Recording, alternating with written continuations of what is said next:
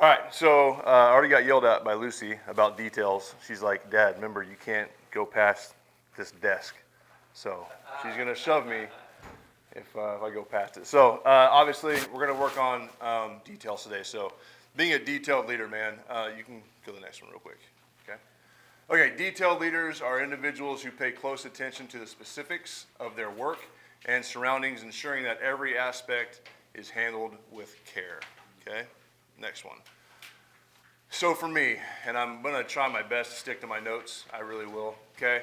But that last paragraph, that statement, it means a whole lot, especially in football and any aspect of life, but I'm a football coach.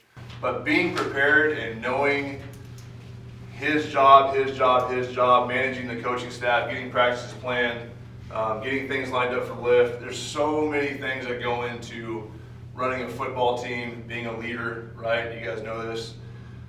Managing emotions, managing everything, it's a 24-hour thing. You try not to make it 24 hours, but you can't really shut your brain off sometimes. You're really trying to focus on just the littlest things that you can to make sure you're going to be successful with the football team or the team that you have, right? So such leaders have a keen eye for detail, noticing and considering every small part that contributes to the whole, right?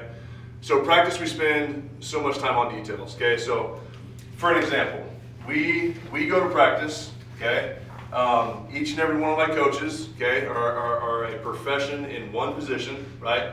But they also, let's say for our running back coach, but he's also a professional at noosing the ball, footwork, hand placement, blocking, scheme, all these things, right? It's not just, oh, he's running the ball. Well, okay, so practice time. I'm going to spend so much time on details, right?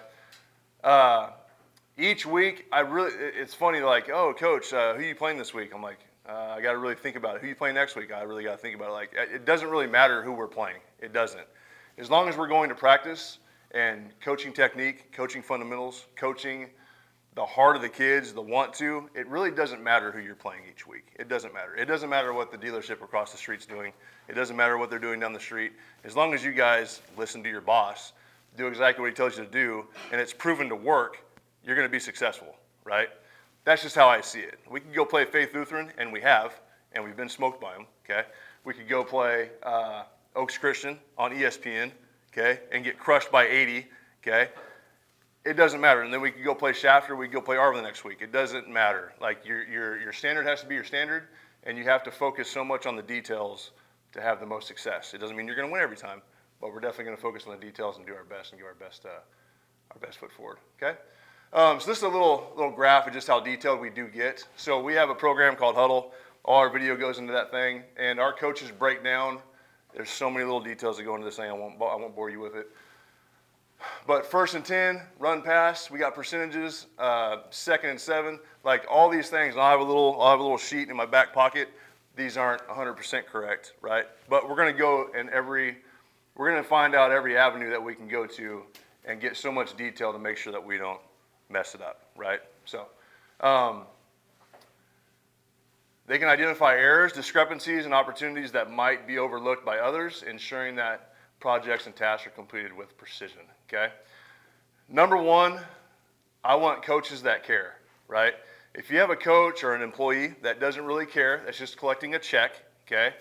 They're not going to see that this kid's stance is messed up, this kid's alignment is messed up, this kid is not reading his stimulus response. I won't even go into that. It'll take me an hour, okay? They're going to make sure that these things are noticeable, and they're going to catch them, and they're going to watch them. Sorry, I get fired up when I talk about coaching and players, okay? But the coaches have to care about what they're doing, right? They really do. They really have to care, and you can tell which ones do and which ones don't, because if their position is not successful, that means the coach is really not hammering the details and hammering on their technique and hammering on what they should be doing, right? Not everyone can do what we do, okay? Obviously for you guys too. I'll never hire a guy, and I always give him a 2-week. Hey, I'm going to give you a 2-week. If we do hire you, it's 2 weeks. We hired a new kid that one of our coaches recommended. He'll be on JV. I said, you got 2 weeks to show us how you coach, how you handle the kids, how you teach, all these things, right? We'll praise the good and the bad, okay? But I want guys that care and that want to focus on the smallest details. They attend to them. They text the kids, hey, I'll watch video tonight. And it could be on a Tuesday practice. It could be any time. I want them to make sure that they give feedback, okay, in the most detailed way that they can to their players, right? Next one, Lucy. Okay. I missed that kid. He was really good. He made my job really easy, okay? So organizational skills. I struggle with this. I'm not going to stand up here and be like, hey, I'm perfect in all these PowerPoints that I give. I'm exactly these, right? If you go to my desk, I got a little ADD in me, okay? So clutter to me, if I can see it, like I feel like I'm being organized, right? You go to my desk, man, it's a mess, okay? But there's things in certain spots where I want them. And every once in a while I'll get sick and tired of it, throw it all in a box, and I'll never see it again, right? But that's just how I am, okay? Detail leaders are typically highly organized, okay? They keep track of tasks, details, and responsibilities, okay? That's one thing where I'm not lackadaisical, though. When we go for practice, when we set up practice times, and when we're doing every drill, okay, that we go out and practice, I'm making sure that I'm well prepared. I'm making sure that I text the coaches at least 2 hours, an hour before practice, so they all know what they're doing, right? This is Coach Someone. He's our rip coach, okay? It's just a technique that we use. Okay, he has 4, 5, 6 drills that we can do. I'll be like, Coach Someone, you're doing rip today for our fundamental, okay, drills, and he'll come out there and he'll do this and he'll coach it and he'll do a really good job, right? So, but these things are huge for, like I said, team success, right? Planning practices, who does what when, okay? Key for all practices to run smoothly, right? If you come out and watch us practice, and you're more than welcome to come out in the summer if you want to and sweat with us, okay? Hopefully when you come out there, you see guys, it's a well-oiled machine, right? Hopefully when people show up here, it's a well-oiled machine. People are always moving. People are always talking. People are always coming up to ask you if you need something. I walk through the showroom right here. People are always on the phone. They're writing stuff down. Like you guys are working, right? Hopefully when you come and see us, okay, that's what we're doing also, right? That means you're well managed, okay? Again, each coach on our team is an expert at their position, okay, and certain techniques in those things, like I mentioned earlier, okay? It's the coach's job to set up drills, be prepared, ready every day. So, like in your guys' area, right? I don't know how much of this goes to you. I hope it does go, okay? But as the leader, I have to make sure everyone's prepared. This is what we're doing today. I'm going to make sure that I don't give him something that he doesn't do well, right? I told him that this is what he has to be great at. I'm not going to give him something else unless, a coach can't show up or something like that, and he's got to take it on, right, the responsibility. But he's an expert in so many things, right? And I got to make sure that him and the other coaches know what they're doing, okay? Their ability to compartmentalize and prioritize work help in efficient management and setting clear direction for the team, okay? All that mumbo jumbo to make sure that you say that you are prepared every day that you go to practice or come to work, right? And again, it falls back on my shoulders every day that I got to make sure that these guys are ready to go for practice, right? So it's all ran smooth, okay? Next one, loose. Okay, analytic thinking, all right? This is where I think our coaches and us, our staff, we thrive at, and I'll kind of get into that. I'll introduce these guys now. But this is Coach Gus Theodore, okay? This is Coach Johnny Moran, all right? These guys I've been with, I don't know if some of you guys know these cats, but great human beings, love them all, okay? They're great with kids. They're great to their wives and their families, big families. He's a little Hawaiian, so he's big time on family, right? But these guys have really helped me in my journey because we've been coaching together since 2008, since 2009, since I was at BCHS, okay? All the way to now, right? When I first got hired at BCHS, I had to get this guy on staff. He wasn't coaching for like 2 years. I had to get Gus on staff and beg him to come show up whenever he can because I know that his experience and the way he thinks about things are really going to help me as a young coach and going to make our guys more successful. I wish that we could show you guys like clips of this guy at halftime, pregame, whatever it is. He's so intense about what he does and the experience that he gives me that he's been through, right? Because he doesn't look like it, but he's up there in age, okay? But he gives me so much knowledge, okay, for me to feed off of and take advice from, okay?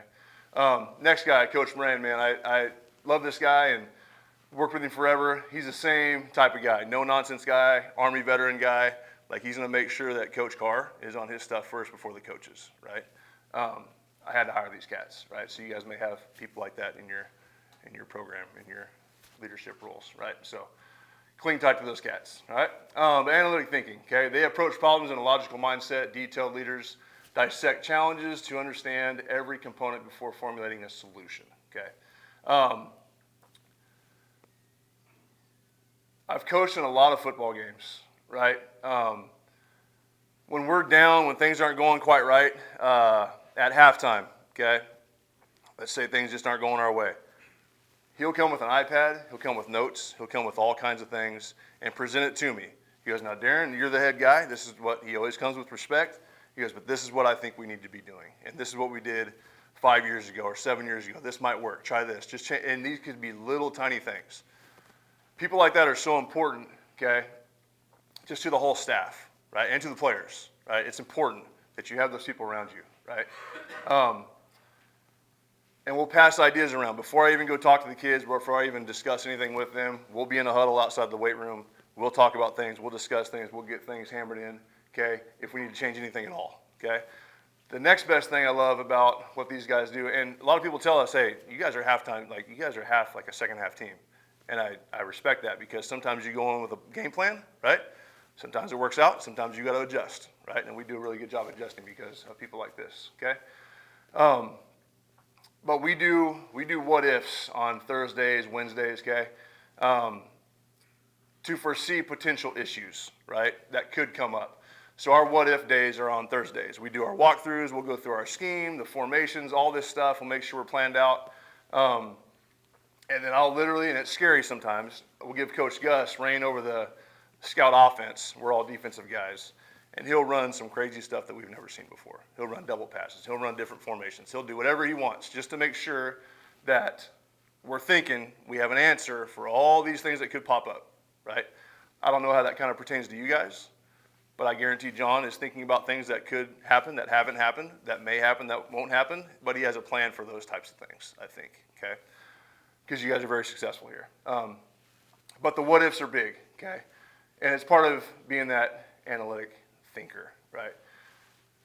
And I talk about this guy a lot, but he kind of drives me nuts sometimes too, because he does it too much. I could go, because he works a lot, and I see him like on Tuesdays or Wednesdays or whatnot, and then he's there for the rest of the week. But we'll go, I'll be watching film from like Friday night all the way through like Sunday, Monday's practice. I'll have everything installed. He'll walk up to me right before defensive start, and I hope you guys see this, and I'll send it to him. And he drives me nuts. Like, Coach, why don't we do this? Why don't we do that? I'm like, I've already had 4 days of doing what I want to do, and I asked you guys, but his brain is always thinking of something. What if this? What if that? I'm like, let's just wait till Thursdays to do our what ifs, and then we'll go from there, right? But it's important to have guys like that on your team. It helps you out, right? Okay, thorough communication, all right? This is a picture of my man Moses, really upset right now, okay? All right, we'll tell you why in a second, all right? If you guys don't know this story, okay? But when communicating, these leaders are specific and clear. They convey instruction with clarity and careful to ensure that expectations are understood, okay? They just came out of Egypt, slaves, right? And they're walking around the wilderness, and God told Moses to go speak to the rock, and water's going to come out of that thing. Well, I'm sure this guy was so upset from walking 24/7 every day trying to find this promised land.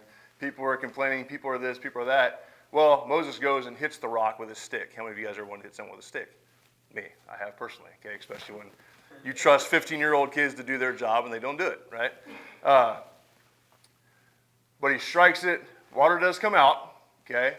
But I think he struck it twice, if I'm not, struck it twice, okay? He was upset. Well, back then, God was trying to teach these human beings that have just been here for a little while lessons, right? He wasn't allowed to go in the promised land. I say all this stuff, okay?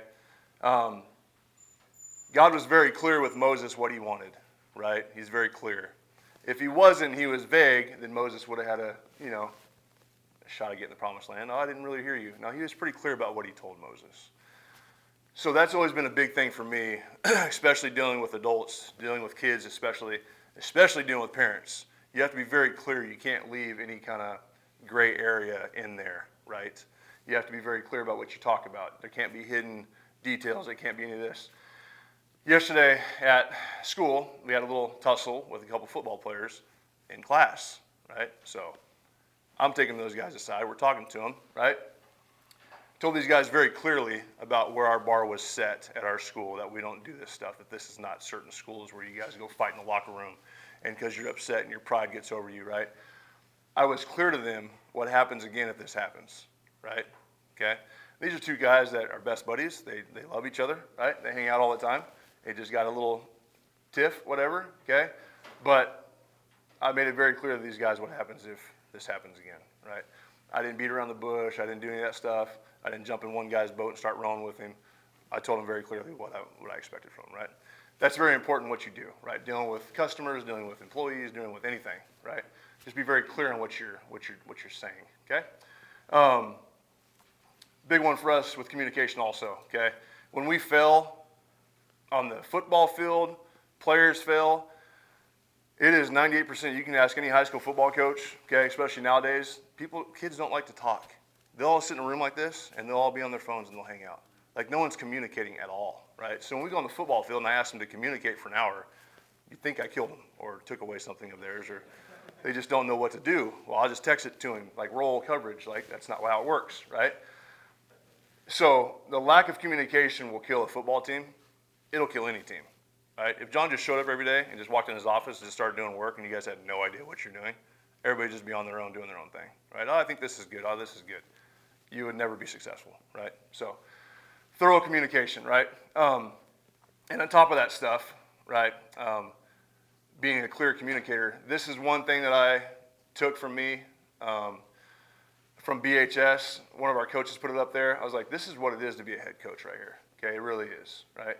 If you're going to be a leader, you're not going to please everybody. You're going to hold people accountable, even if you have to have that moment of being uncomfortable, right? I've had many uncomfortable moments where I'm very clear about things.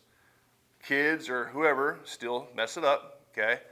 They mess it up again, and now I got to have that uncomfortable moment about this is what I think, this is how you should be going about your business. If it's not that way, then we can't have you on anymore, right? We have to play someone else. We got to find another coach.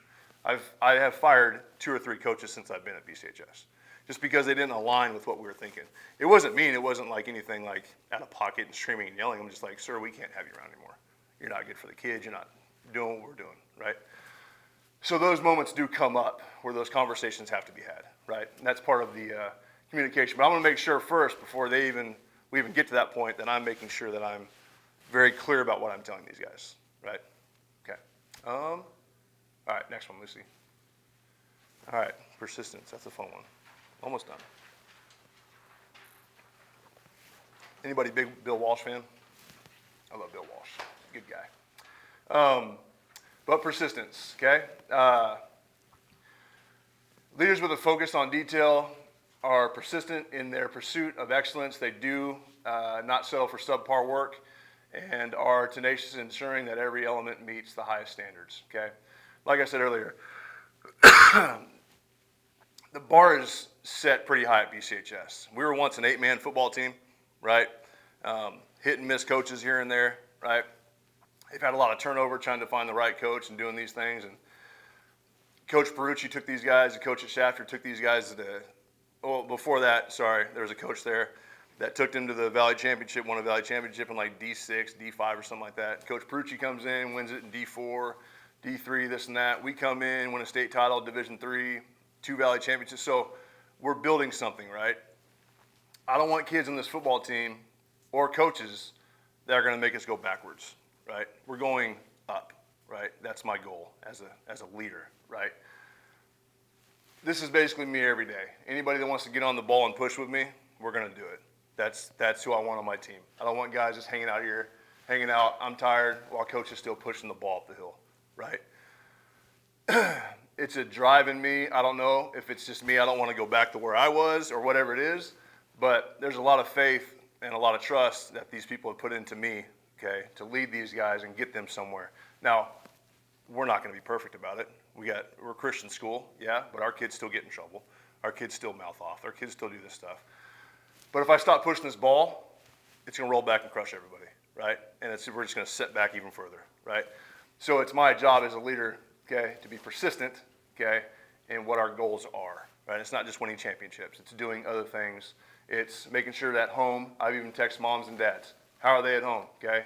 School, grade checks, on the field, godly life.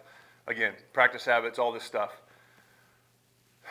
It's on me, that's how I feel, to make sure that these guys follow me. If anybody want to follow, they're going to get left behind, and this isn't for you, right? That's how I feel about it, all right? Culture is a huge thing for us, okay? When people step onto our campus, they watch practice. Is it sharp? Is it energetic? Are the kids working hard? The biggest compliment I got was from the University of Arizona when they came by to see us a couple years ago and goes, Coach, these guys are moving around. There's no time for them to rest. I'm like, yeah, thank you, man. Appreciate that, right? And it's not just, it's a compliment to me, but also, okay, to our coaching staff and our players, right? So people come up, they give us compliments like that. It really means a lot. It means you're doing something right, okay?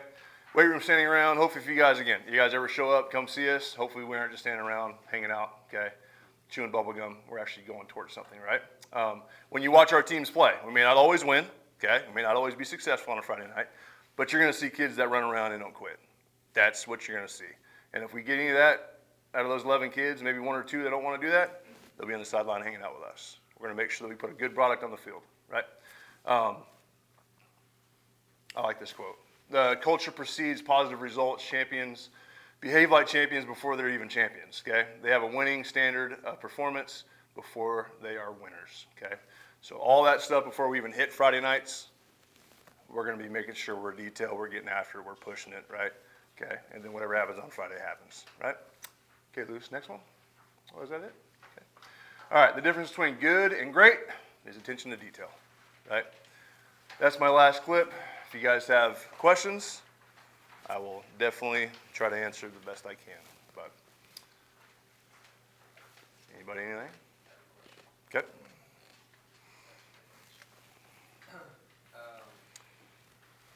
It's pretty common, it seems like, that. I have a couple questions. Let's go back to analytic thinking. You had a discussion about what happens at halftime. Yeah.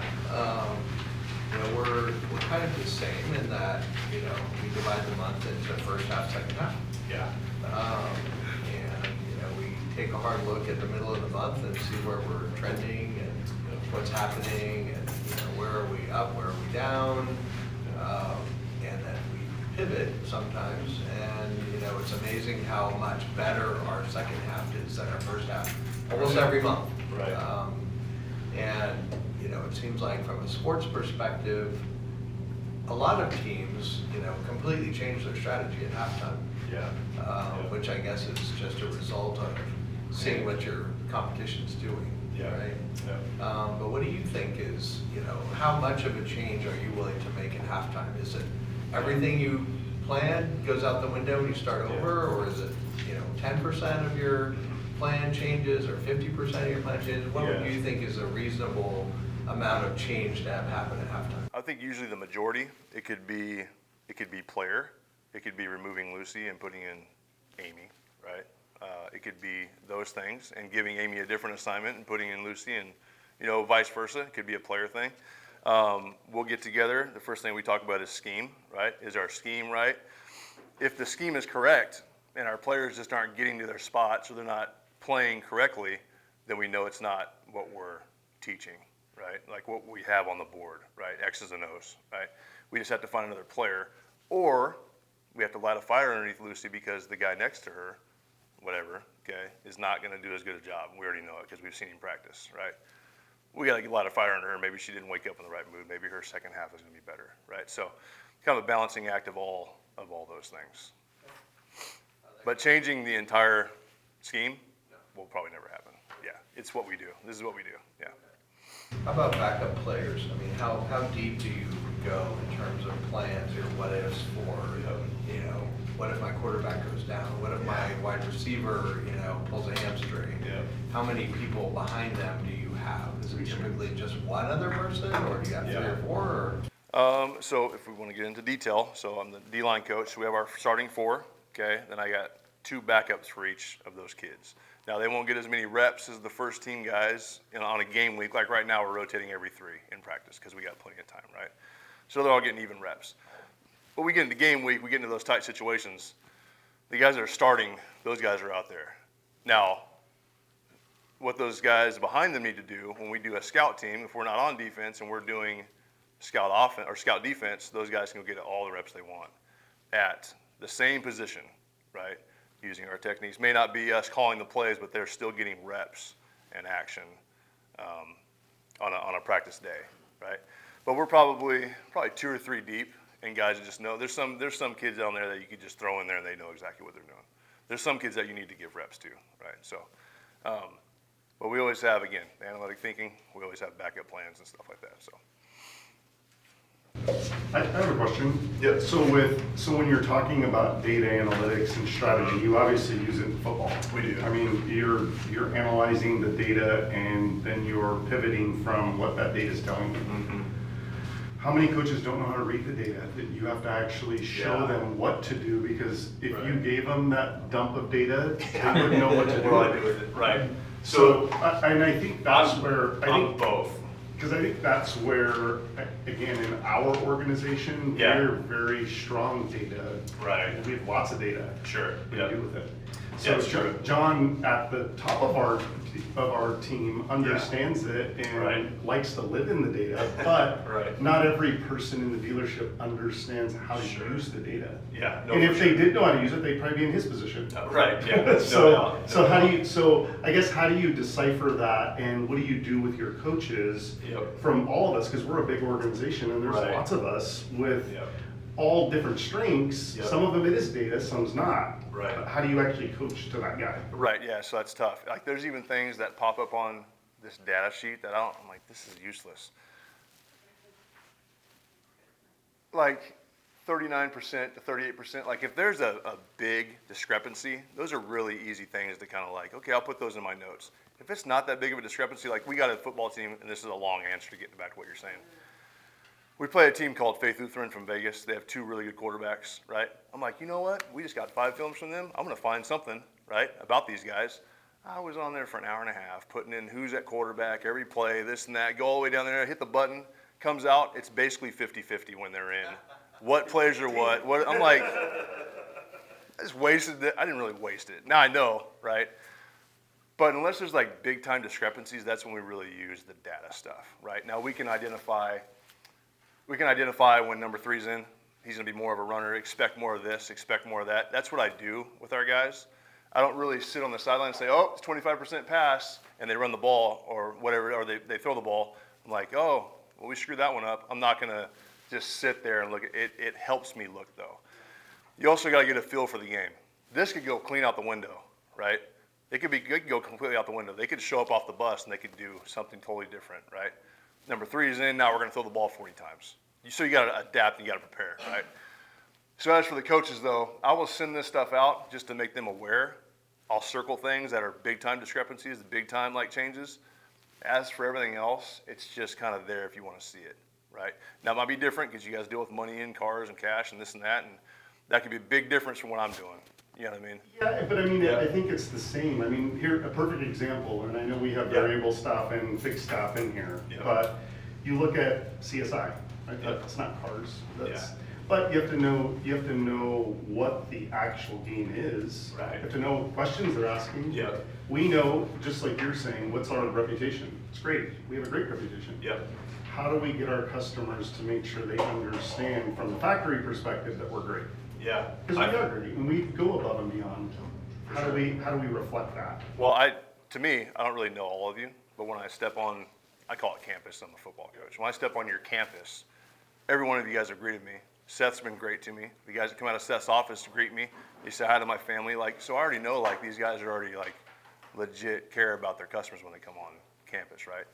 So I think the feeling that you get, I could say a bunch of stuff, but the way that like I've said it before, when you walk in, I shake your hand, we talk, we do whatever.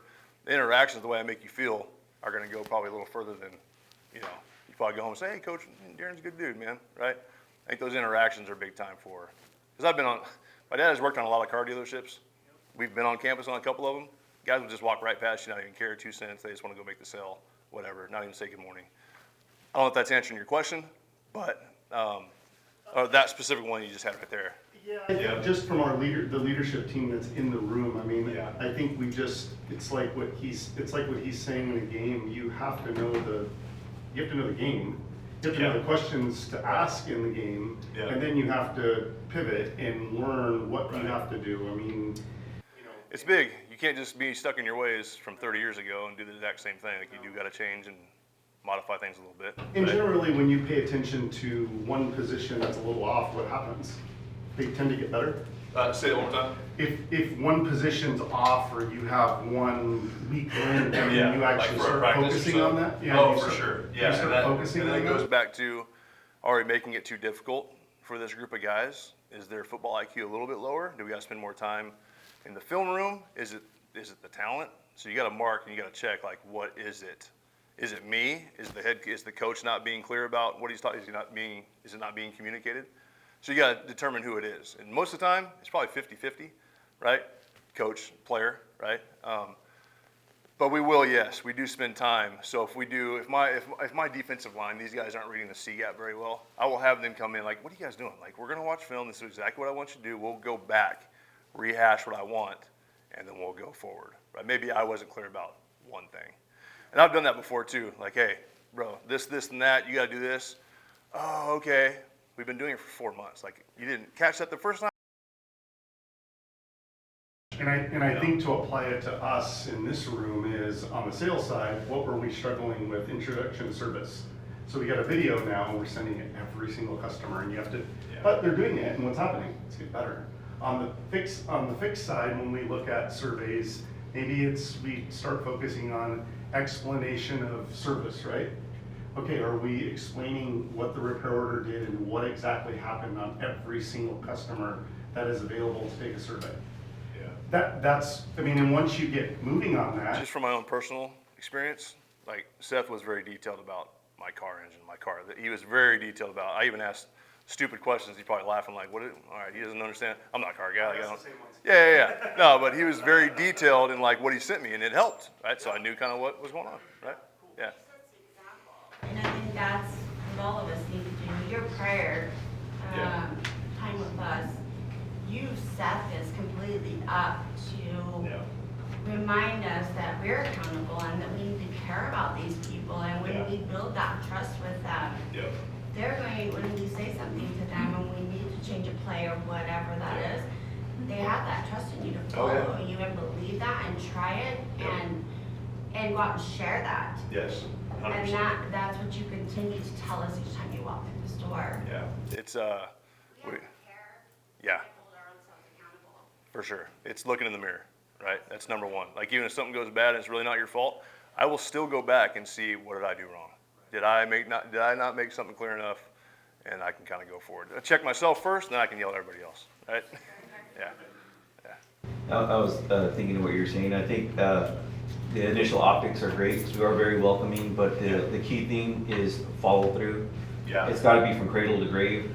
And like when you're saying you're pushing the rock, and I can give you an example of we have what we call on the retail side, we have block parties. Okay. So when we go out there, there's usually 2 or 3 of us. We're leading the way. We're getting the plans going. But you can see the players that kind of quit on you or don't want to do it or don't have anything to do with it. Yeah. So my question to you is, because we try to cultivate that, how do you, in a positive way, it's a little different with in a business environment, and Right. to kind of get them to be like, I'm leading by example, but I Yeah. need you not to quit on me. 100%. So I can just give you an example. I had a coach one time, and he's going through a little rough patch, and I get it. We're all human. But he wasn't really quite doing his job at work, right? So I pulled him aside and like, Coach, we gotta be better at this group, and this group is on you. Like, I'm sorry for what's going on. You need some time, whatever. I think this is a big jump from what you're saying, but I had to talk to him as an adult first, right? Like, if you can't do it, man, I got to find someone else to do it. It's that uncomfortable talk situation, right? In your realm, you guys are having a lot party. People are supposed to be excited and kind of talking to people and this and that. They're hanging out on the side. They want their job, right? If my boss comes up to me and goes, "You need to do a better job of doing X, Y, and Z," put a smile on your face and then walk off, they're going to be like, "I better get on my P's and Q's and go do what my boss is telling me to do." right? And if it happens over and over and over and over and over, I'm not gonna tell you what to do, but I'm not gonna pull you to where I'm going. Like, you can follow me, you be a leader out there, right? But I'm not gonna pull someone 24/7. That's just extra weight that I gotta pull with. There's people out there that will do 100% what you tell them to do. I've brought coaches in that are less football IQ, but high positivity and great with kids that will run.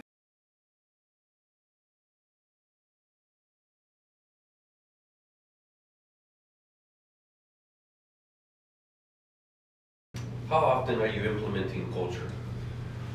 I think when I first got hired, it was every day, right? I don't know, kind of explain what I'm saying, because I had to go in and set the example. I had to go in a room like this, talk to kids that I've never met before. This is how we're going to do things. This is what we're going to do. And you can't really go over everything, but when you get to practice, we practice a certain way. I'll snap on you if it's not doing it right. You're not jogging to a station. I'll snap on you. You act out in class. This is what we're going to do. So I had to set that culture early, and I had to be really hard on some kids early, right, to make sure that that bar was set high and that culture was in stone, like Coach Carr's not going to play. It's going on 10 years now. Teachers know that they're going to get an email from me at every semester, making sure, hey, good and bad, let me know about it. Then the teachers will tell the kids, hey, you football players, man, you better straighten up. I'm going to tell Coach Carr. Like, that's all she has to say. And they'll shut their lips, and that'll be it, right? But they also know they can come in there and they can talk to me and be a man, right? Chit chat, have fun. So it's the good and bad, right? But the culture is always set. Kids walk into our weight room with slides on, they're going home. I'm not even going to deal with them. They already know, right? Coach, I don't have my shoes. I'll let you borrow some shoes. Tomorrow you better have them. You come in tomorrow with no shoes, you're going home, right? So it's just that you have to check them at the door. And they're teenagers, so you got to probably do it a lot. But when I first got hired, it was a lot, right? But thankful for me too, the coach that came before me was a really good disciplinarian, so it kind of helped kind of funnel that in. Yep. I have a question.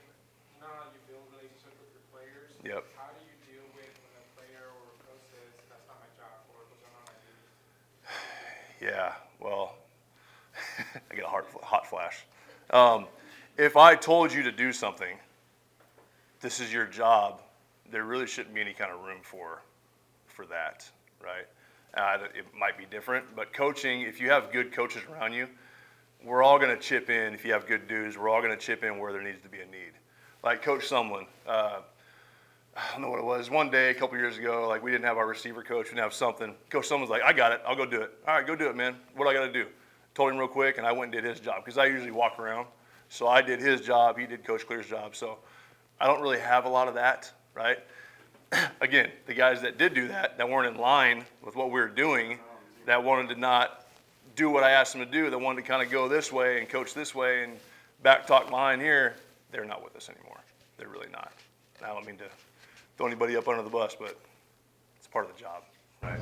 I think a lot of times we already know who those people are, and Sure. and a lot of times we can see something going on in their lives, and you can definitely tell Yeah. out of their daily performance.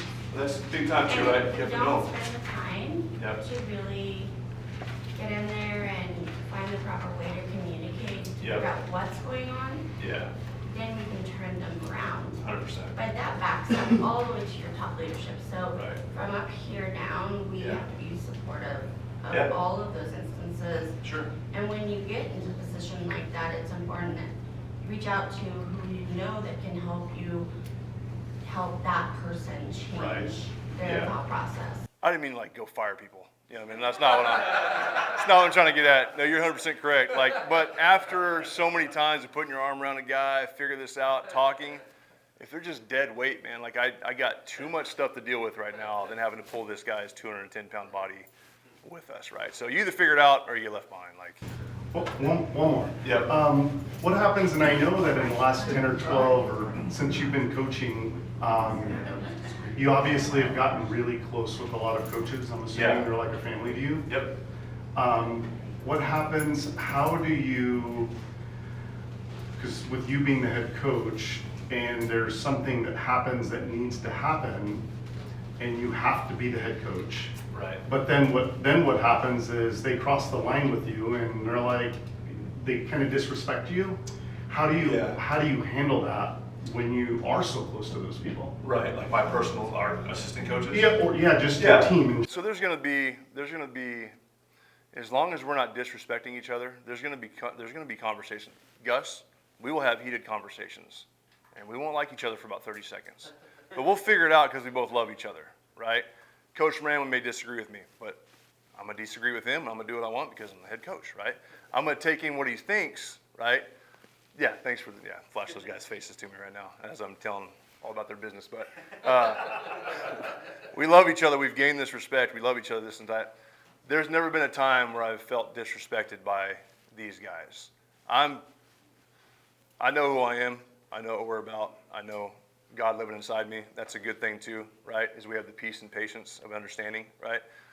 We're brothers. Brothers fight. Anybody have brothers? I got two. We fight, okay? We squash it afterwards. But it never gets to the point of disrespect. If it does, that's a one-on-one sit-down conversation. Now, I've had assistant coaches be disrespectful to each other, right? Where I'm like, knock it off. I want to see both of you in my office afterwards. That happened 2 years ago, okay? Sat down. It was an older coach with a younger coach. Younger coach popped off, and the older coach was like, yeah, it's not going to fly, especially in front of the kids, right? So it's my job to bring them both in, sit down, talk, and go from there and squash it, right? If it keeps happening, one of y'all is not going to be around to coach with us because the kids can't suffer it, right? We can't suffer it. So, but yeah, no, I don't really put up with disrespect too much, right? But I'm also, it takes me a lot to get to that point. You know what I mean? Yeah. In the back, yeah. Mine just goes back to your halftime talk. More, you guys, you rushed the part, changing the second half. Yeah. But if you have a great first half and everything's Yeah. going fantastic, Yeah. what do you do for the second? Keep doing what we're doing. You don't Yeah. make a change? Well, we talk about the what ifs. What if they come out and do this? So we'll come back in, again, Gus is really great. Hey, they had success on these 3 plays. We could be up by 21, but they've had success. They had big plays on these 3 plays. We got to make sure we go in here and tell the players that this is what we need to look out for. Keep doing exactly what you're doing. Turn it up even more, right? Like, let's finish this thing. We didn't win anything yet. They don't give out trophies for halftime wins, right? So let's go win this thing, do what you're doing, more energy, but look out for these 3 plays, right? So it doesn't turn into something bad. That's how our halftime goes. Yeah. You good? Awesome. Any other All right. questions?